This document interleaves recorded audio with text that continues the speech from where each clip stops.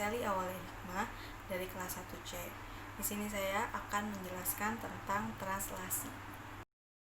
Translasi adalah sintesis polipeptida dari mRNA untuk menentukan urutan asam amino yang akan membentuk suatu protein.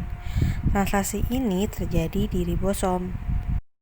Aturan memasangkan basa nitrogen pada proses translasi adalah adenin pada mRNA sama dengan urasil pada tRNA. Urasil pada mRNA sama dengan adenin pada tRNA. Guanin pada mRNA sama dengan sitosin pada tRNA. Sitosin pada mRNA sama dengan guanin pada tRNA. Ada 3 tahapan translasi. Yang pertama inisiasi, yang kedua elongasi, dan ketiga terminasi. mRNA mengandung urutan 3 basa nitrogen yang disebut dengan kodon. Dalam sintesis protein, ada kurang lebih 64 kodon yang fungsinya itu adalah mengatur asam amino tertentu. Ada 4 kode genetik khusus, yaitu 1 start codon dan 3 kode genetik stop. Proses translasi dimulai dengan terikatnya small ribosome unit ke bagian untai start codon. Kemudian, setiap asam amino dibawa ke ribosom oleh tRNA spesifik.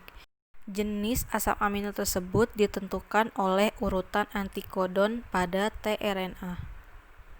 Lalu, terbentuklah pasangan basa komplementer antara kodon mRNA dan antikodon mRNA.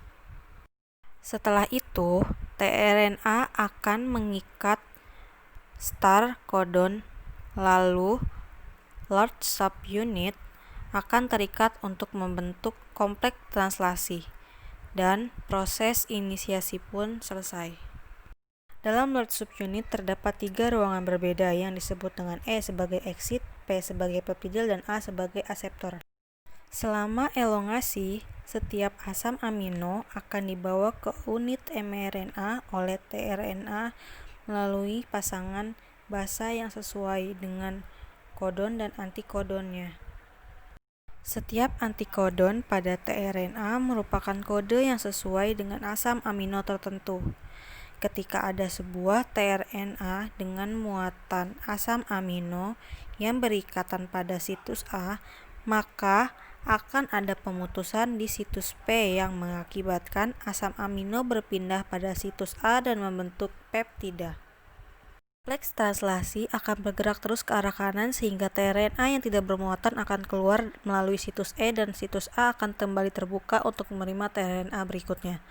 Elongasi akan terus bergerak sampai mencapai codon stop atau berhenti pada titik terminasi. Ketika sampai tahap terminasi, maka faktor rilis akan mengikat situs A pada codon stop. Polipeptida akan dilepaskan dari tRNA pada situs P, kemudian seluruh kompleks memisah. Setelah memisah, proses akan dimulai lagi dari inisiasi, kemudian elongasi, dan terminasi. Sekian video pembelajaran pada hari ini, kurang lebihnya saya mohon maaf. Wassalamualaikum warahmatullahi wabarakatuh.